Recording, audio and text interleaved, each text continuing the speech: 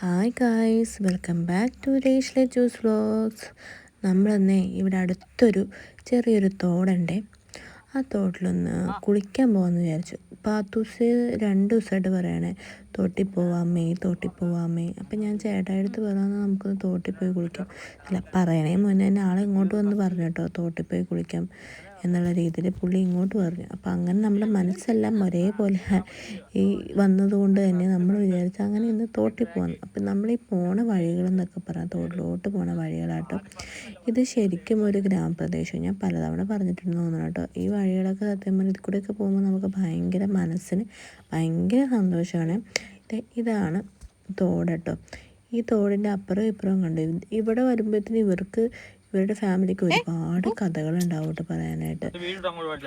എൻ്റെ അപ്പുറത്ത് തന്നെ ഇത് റബ്ബർ ഷീറ്റ് അടിക്കുന്ന സ്ഥലം കേട്ടോ. എനിക്ക് ക്ലിയർ ആയിട്ടൊന്നും ഇതിനെക്കുറിച്ചൊന്നും അറിയത്തില്ല, എനിക്ക് അറിയാവുന്ന പോലെ നിങ്ങൾക്ക് പറഞ്ഞുതരാം. അപ്പോൾ ഇതാണ് നമ്മുടെ തോടിൽ ഇപ്പോൾ വെള്ളം കുറഞ്ഞിരിക്കും കേട്ടോ. പാത്തോട്ടുണ്ട്, തലയൊക്കെ നന്നായിട്ട് എണ്ണയൊക്കെ തേച്ച് പിടിപ്പിച്ചിട്ടുണ്ട്. സോപ്പ് വീട്ടിയും കൊണ്ട് പോകും. പുള്ളിക്കാരിക്കാണെങ്കിൽ ഇപ്പോൾ സോപ്പ് വീട്ടി പുള്ളിക്കാരിക്ക് തന്നെ വെള്ളത്തിലേക്കുള്ള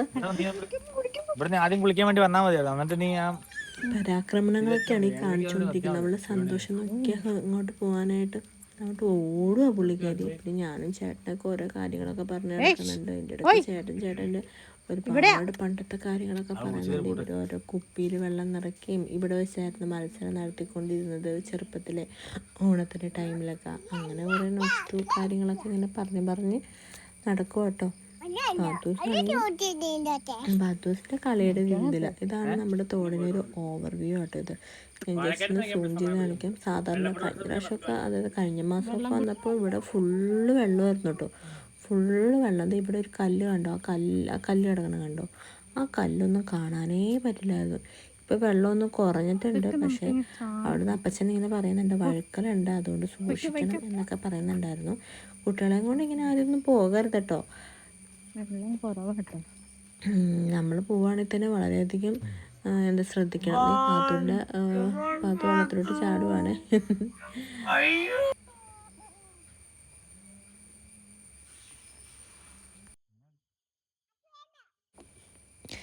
ചേട്ടൻ ഇടയ്ക്കിടയ്ക്ക് നീന്തൽ പഠിപ്പിക്കുന്നുണ്ട് കേട്ടോ കൊച്ചിനെ.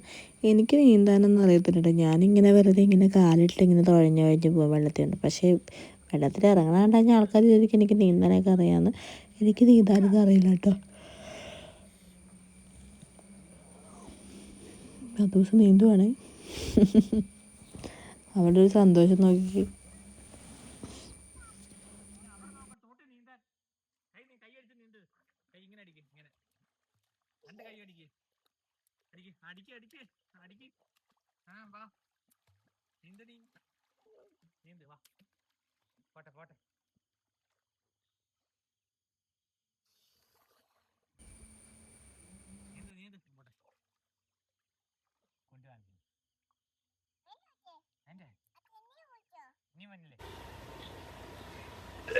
അങ്ങനെ ഞങ്ങൾ തിരിച്ചു പോവാണ്. നിങ്ങൾക്ക് ഇതപ്പോൾ ഇതാണ് ഞങ്ങളുടെ വഴി. അടുത്ത് നൈറ്റിലെ ഏകദേശമുള്ളൊരു വ്യൂ ആണ്.